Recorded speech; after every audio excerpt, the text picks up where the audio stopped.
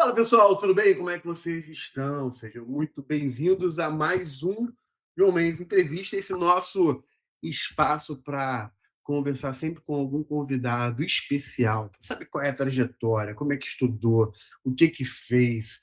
E isso vai te ajudar, vai te inspirar, vai te dar ferramentas para você criar a sua própria rotina de estudo. Comigo está hoje aqui o juiz federal Frank Zakayuk. Frank, obrigado por ter aceitado o convite, cara. Eh, Primeiramente, bom dia, João.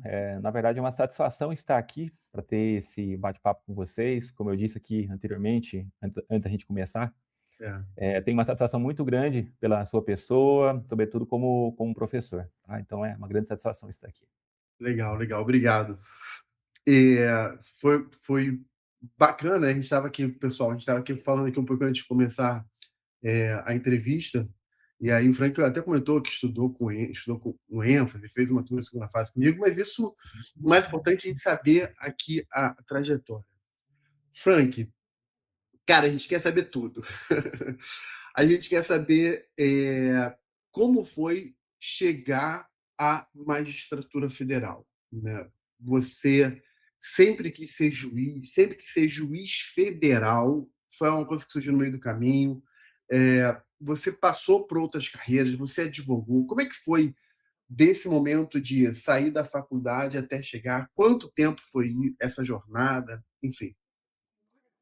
Certo. Eu vou tentar esboçar minha trajetória e Uhum, talvez ela saia um pouquinho da linha histórica, mas a gente vai tentando, de uma claro. forma ou outra, situar ela no tempo e no espaço.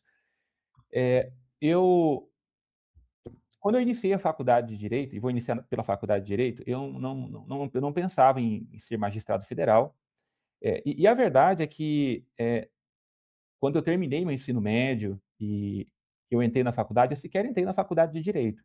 Eu, na época, morava numa cidade no interior do Mato Grosso, e havia uma universidade estadual e o único curso que me possibilitava, trabalhar e estudar, porque era um curso noturno, era o curso de administração de empresas.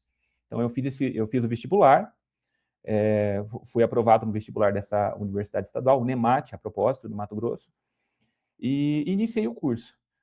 No decorrer do curso, eu tive algumas influências. Então, por exemplo, eu tive algumas aulas com um professor de direito do consumidor.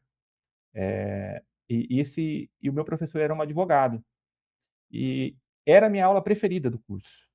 Então, de todas as outras aulas, aquela aula sobressaía. Sabe aquela aula em que quando o professor entra, todo mundo fica quietinho, presta atenção, tem aquele temor reverencial de verdade pelo professor? Era isso que eu tinha pelo professor, vou até nominar ele, professor Adriano Dornelles, advogado em Sinop, né.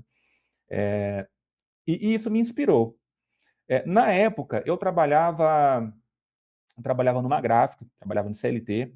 A verdade, eu sempre trabalhei, comecei a trabalhar muito cedo, primeiramente como vendia picolé quando era pequeno, 12, 14 anos, né, depois trabalhei em metalúrgica, trabalhei em marcenaria, mas nessa época, com 18 anos, eu trabalhava numa gráfica.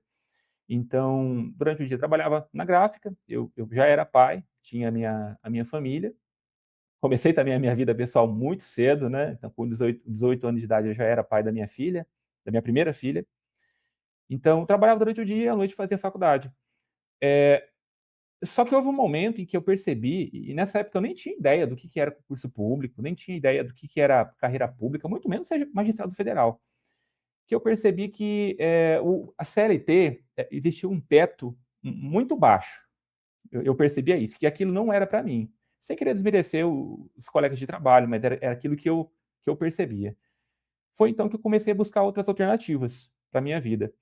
Eh, num determinado dia, eu saí durante o almoço, parei no Cine, porque eu queria procurar uma vaga de emprego melhor, e eu encontrei um cartaz afixado na frente do prédio do Cine, dizendo que haveria um processo seletivo simplificado para contratação de vagas do concurso do IBGE, cargo de agente de mapeamento e pesquisa.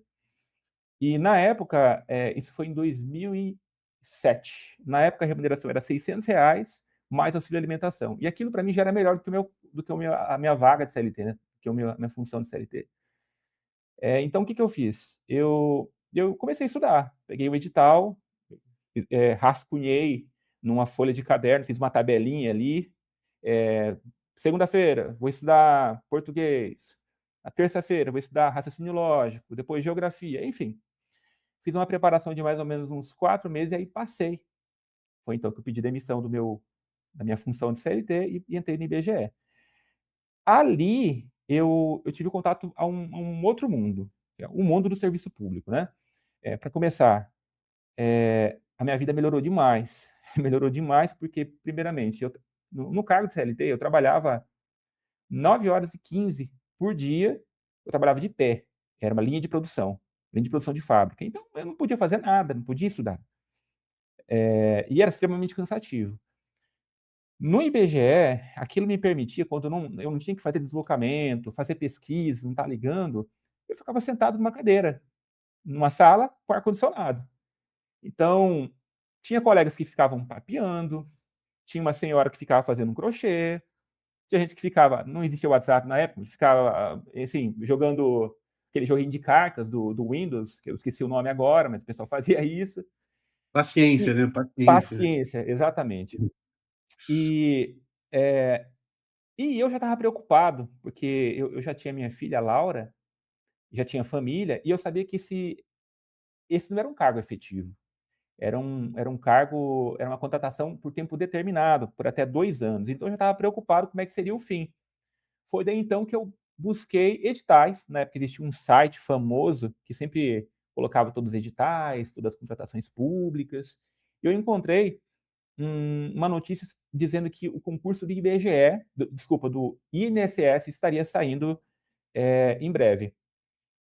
E aí entrei no fórum, o pessoal usava muito fórum na época, né, entrei no fórum, peguei as fofocas ali e falei: "Eu vou estudar para ele". Peguei o edital, conversei com o meu gerente se eu poderia usar uns papéis, na época eu ainda não tinha muita condição, então na época nem tinha muito curso, né, eu não lembro de cursos que te preparavam nessa época.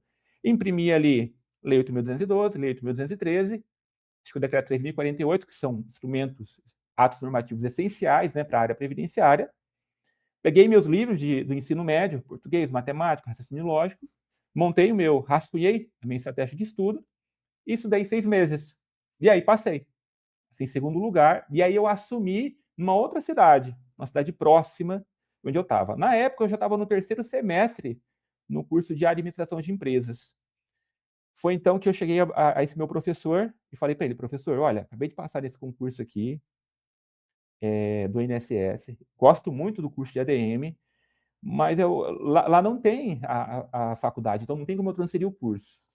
Ele olhou para mim e falou assim: "Rapaz, vai embora logo, o que você está fazendo aqui ainda? Vai lá, vai assumir, tranca esse curso, faça outro curso lá".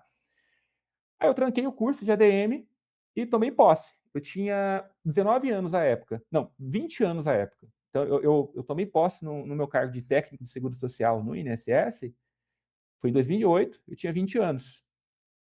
Então, ali eu fiquei 6 meses pensando no que eu iria fazer da minha vida, sabe, porque, para mim era uma realização tremenda, estava num cargo público,